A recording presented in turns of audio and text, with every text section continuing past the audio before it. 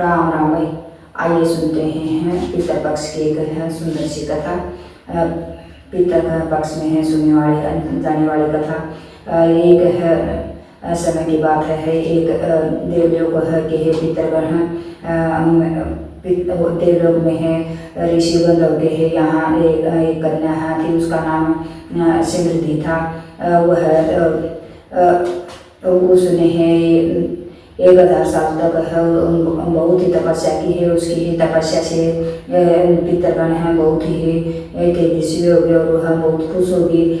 उसकी ये तपस्या को देखकर है सभी पितृगण हैं उसके पास आए और बोले, हे पुत्री उठो हो, हम तुम्हारे भक्ति से है बहुत ही प्रसन्न हैं, मांगो क्या मांगना चाहते हो। तो आसन देने हैं। एक है तेजस्वी और है बहुत ही तेजस्वी और सुंदर पितृगण हैं।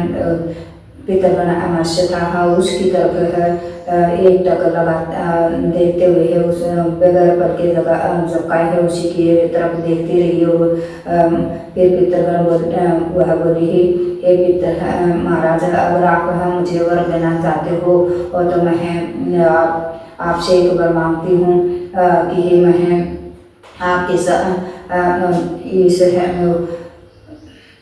साथ है रहना का साथ चाहती हूँ और आपके साथ भ्रमण करना चाहती हूँ।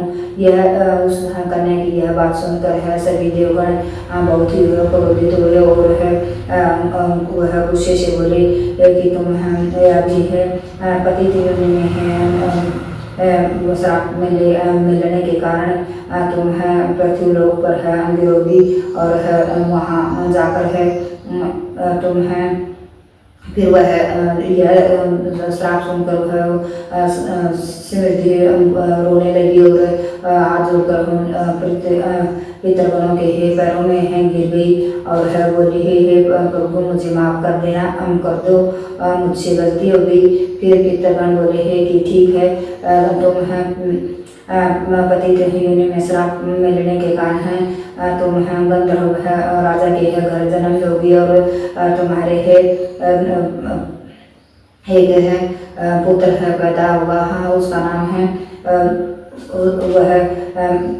उसका नाम है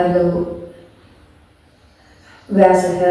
उसका नाम है व्यास है के नाम से है प्रसिद्ध होगा और तुम्हारे फिर है तुम कई लोगों में है जन्म लेते हुए इस श्राप से मुक्त हो जाओगी और फिर है तुम है पितृलोक में है वापस आ जाओगी। यह पितृपक्ष की एक सुंदर कथा अच्छी लगी है तो लाइक सब्सक्राइब और कमेंट कर जरूर बताना भाई कैसी लगी। जय हो पितृपक्ष की, जय हो पितरों की, जय हो सच्चे दरबार की।